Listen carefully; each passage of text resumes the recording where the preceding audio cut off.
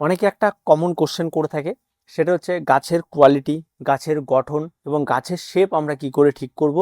এটা যদি একটু বলেন তাহলে খুব ভালো হয়। দেখুন, গাছের কোয়ালিটি, গাছের শেপ এবং গাছকে কিভাবে আপনি রাখবেন সেই সম্পূর্ণটা নির্ভর করে একজন বাগানির উপরে।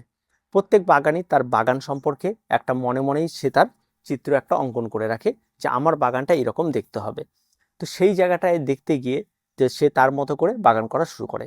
কিন্তু সেই রকম বাগান করতে গেলে কিন্তু আপনাকেও নিজেকেও সেই বিষয়টা সম্পর্কে খুব ভালো ধারণা রাখতে হবে।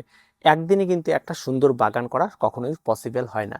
একটা বাগান সুন্দর করে করতে করে সেই বাগানে বিভিন্ন ধরনের গাছ আসবে, অনেক গাছ মারা যাবে, অনেক গাছ টিকে থাকবে। ঠিক আছে, যারা টিকে থাকলো তাদের থেকে শিক্ষা নিতে হবে, যারা হারিয়ে গেল তাদের থেকেও শিক্ষা নিতে হবে। সমস্ত কিছু নিয়ে কোন মিডিয়াতে আমি গাছটা করেছিলাম, যে মিডিয়ার জন্য গাছটি নষ্ট হয়ে গেল, এই সমস্ত বিষয়গুলিকে আগে খুব ভালো করে শিখতে হবে। এবং এটা তখনই সম্ভব যখন একটা বাগানি তার বাগানের পেছনে দীর্ঘ সময় পড়ে থাকবে।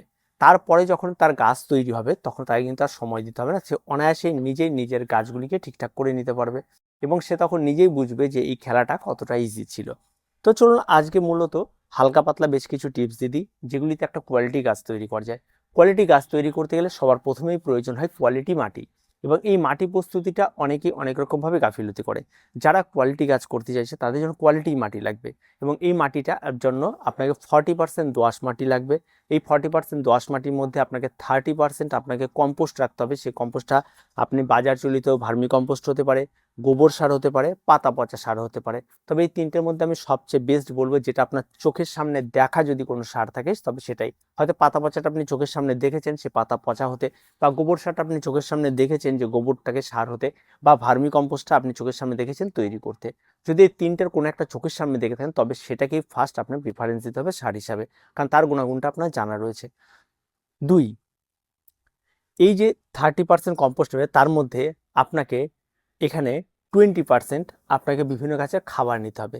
এই খাবারটার মধ্যে কি থাকবে, যেমন থাকবে কাঠকয়লা, যে কাঠকয়লা আপনারা বাজার চলতে পাওয়া যায়। কাঠকয়লা, যদি কাঠকয়লা না থাকে কাঠের ছাই থাকতে হবে, এই জিনিসটা আপনাকে রাখতে হবে, খুব ইম্পর্টেন্ট একটা জিনিস। দুই, এর মধ্যে আপনাকে রাখতে হবে 1 থেকে 2 চামচ আপনাকে বাজার চলিত রাসায়নিক সার, যেটাকে আমরা সাধারণত সুফলা বলি, সেই সুফলা রাখতে হবে। তার সঙ্গে আপনাকে এর মধ্যে রাখতে হবে 1 মুঠো মতো হাড় গুঁড়ো, 1 মুঠো মতো নিমখোল, 1 মুঠো মতো শিংকুচি। এই সমস্ত খাবার, গাছের যত ধরনের খাবার মার্কেটে পাওয়া যায়, রাসায়নিক খাবার, জৈব খাবার, যত কিছু সমস্ত কিছুতে একটা 10% একটা খাবার তৈরি করে নিতে হবে। নিয়ে এটা এই মাটির সঙ্গে মেশাতে হবে। আর তার সঙ্গে 20% আপনাকে বালি মেশাতে হবে। এই বালিটা যে হবে সেই বালিটা কিন্তু সবসময় যেন খেয়াল রাখতে হবে, লাল দানা বড় বালি হলে সবচেয়ে বেস্ট হয়ে থাকে, আর না হলে সাদা বালি। এই মিশিয়ে আপনাকে একটা মিডিয়া তৈরি করতে, এটাকে আমরা বলি কোয়ালিটি মিডিয়া। এই মিডিয়াতে আপনি যেই গাছই লাগাবেন সেই গাছের হেলথ, স্বাস্থ্য সমস্ত দিক দিয়ে কিন্তু একদম কোয়ালিটি থাকবে আর খুব ভালো থাকবে।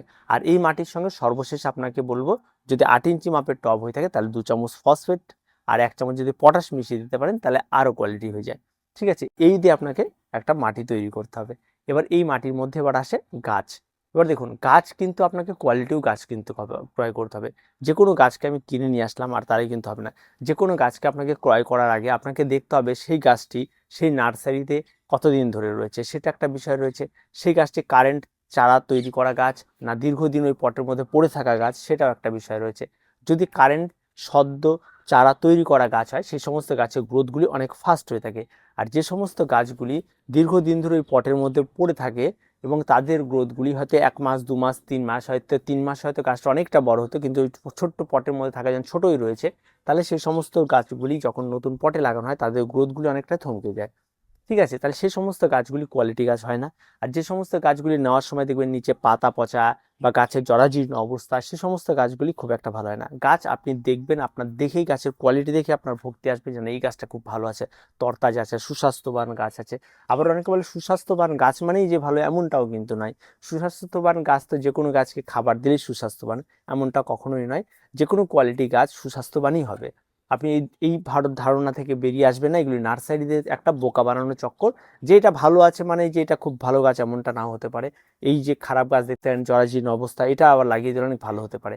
তো এই সমস্ত ফেক চক্করে না পড়ে আপনি একদম ভালো যে গাছটাকে আপনাকে দেখলে, আপনি নিজে একজন বাগানি, আপনি দেখলে ভাববেন যে এই গাছটা কোয়ালিটি গাছ, তবে সেই গাছটাই আপনি ক্রয় করবেন। নিয়ে এসে আপনাকে এই গাছটিকে বসিয়ে দেবে। বসিয়ে দেওয়ার পর আপনাকে বেস্ট কন্ডিশন রয়েছে এই কোয়ালিটি গাছকে কোয়ালিটি বাগান করতে গেলে আপনার বেশ কিছু কোয়ালিটি। প্রথমে হচ্ছে পট, আপনি কেমন ব্যয় করতে পারবেন সেই অনুযায়ী আপনার পট কিন্তু ক্রয় করতে হবে। আপনার পটের সাইজ 6 ইঞ্চি হতে পারে, 4 ইঞ্চি হতে পারে, ছোট হতে পারে, বড় হতে পারে, যে কোনো সিরামিক হতে পারে, মেটালিক হতে পারে, যে কোনো কিছু হতে পারে।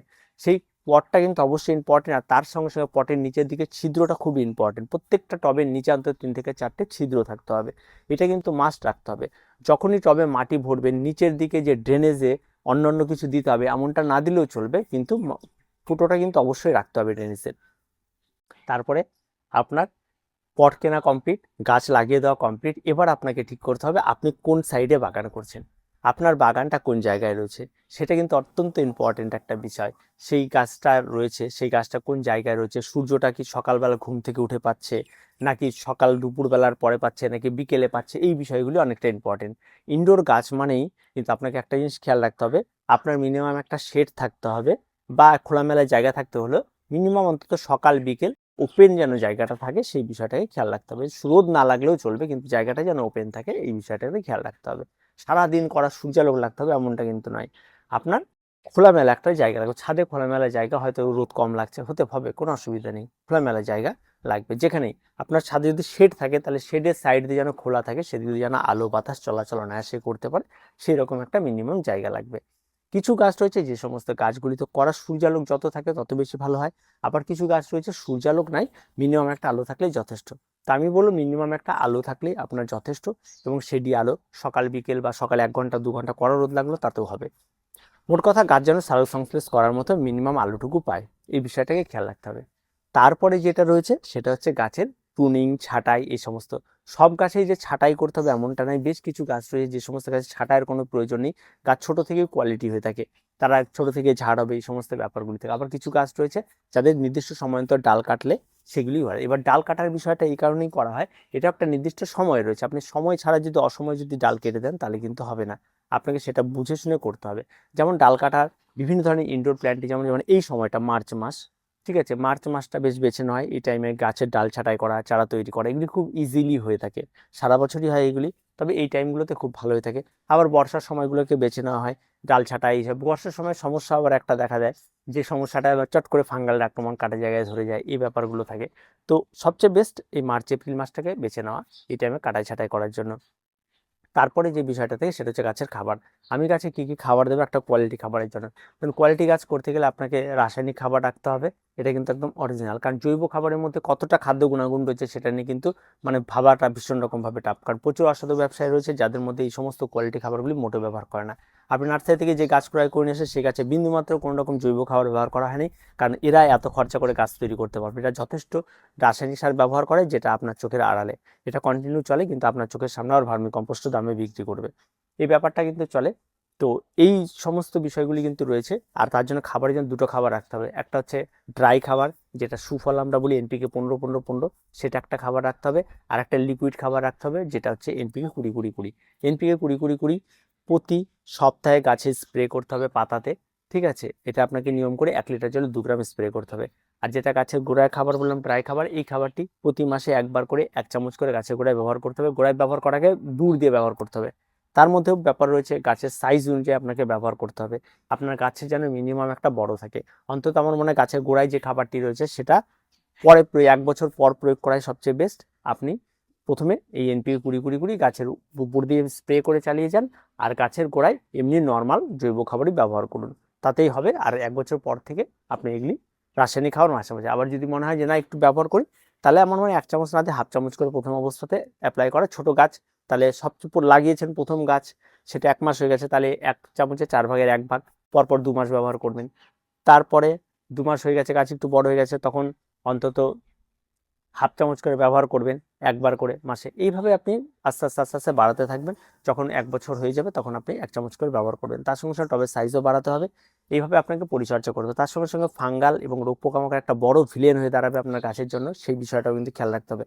যে কোনো গাছ লাগালে কিন্তু রোগ পোকামাকড় একটা বড় ভিলেন, তার জন্য আপনাকে মিনিমাম একটা সুপার কিলার পেস্টিসাইড আপনাকে রাখতে হবে, আর একটা ব্লাইটক্স হোক বা যে কোনো সাব বাজার চলতে অ্যান্টিফাঙ্গাল আপনাকে রেখে দিতে হবে। অ্যান্টিফাঙ্গালটা চট করে স্প্রে করবেন না, খুব প্রয়োজন না পড়লে। আগে ভালো করে বুঝুন যে গাছে ফাঙ্গাল আক্রমণ ঘটেছে না গাছের একটা মিনিমাম একটা সময় পর পাতা ঝরিয়ে দেওয়ার ব্যাপারটা থাকে, সেটা আগে ভালো করে বুঝতে হবে। তারপর সেটা আপনাকে গাছে প্রয়োগ করতে হবে। আর পেস্টিসাইডের ক্ষেত্রে আপনি দেখলে বুঝতে পারবেন, ছোটোখাটো শুঁয়োপোকার আক্রমণ করেছে, তাতে পেস্টিসাইড স্প্রে করার প্রয়োজন নেই, সেটাকে আপনি ছাড়িয়ে দিলেই হয়ে যাবে। কিন্তু যদি দেখা যায় ল্যাদ পোকা বা মিলিবাগ বা ছোট ছোট চোষক পোকার আক্রমণ করেছে, সেক্ষেত্রে সুপার কিলার স্প্রে করলে এতেই ভালো কাজ হয়ে যাবে। 1 লিটার জল 2 ml নেবেন। আর যেটাই ক্রয় করবেন সেটা অবশ্যই 1 লিটার জলে কতটা মেশাতে হবে সেটা কিন্তু মার্কেট থেকে অবশ্যই আপনাকে শুনে নিতে হবে। এই ছোট ছোট কাজগুলি করলেই একটা কোয়ালিটি বাগান তৈরি হবে, একটা কোয়ালিটি গাছ তৈরি হবে। কোয়ালিটি গাছ তৈরি করতে হলে আপনাকে এই যে এত কিছু বললাম মানে অনেক সময় দিতে হবে এমনটা কিন্তু মোটেও নয়। কোয়ালিটি গাছের জন্য এই কোয়ালিটি পরিচর্যাগুলির প্রয়োজন রয়েছে, তাতেই অনেক বেশি ভালো হবে। আর ধৈর্যটা রাখতে হবে ঠিকঠাক করে, পুরোনো পাতা একটু মেনটেনেন্স রাখতে হবে, তাহলে যথেষ্ট। তো দেখা হচ্ছে পরবর্তী ভিডিওতে। প্রত্যেকে ভালো থাকবেন, প্রত্যেকে সুস্থ থাকবেন, চ্যানেলটিকে সাবস্ক্রাইব করে রাখবেন।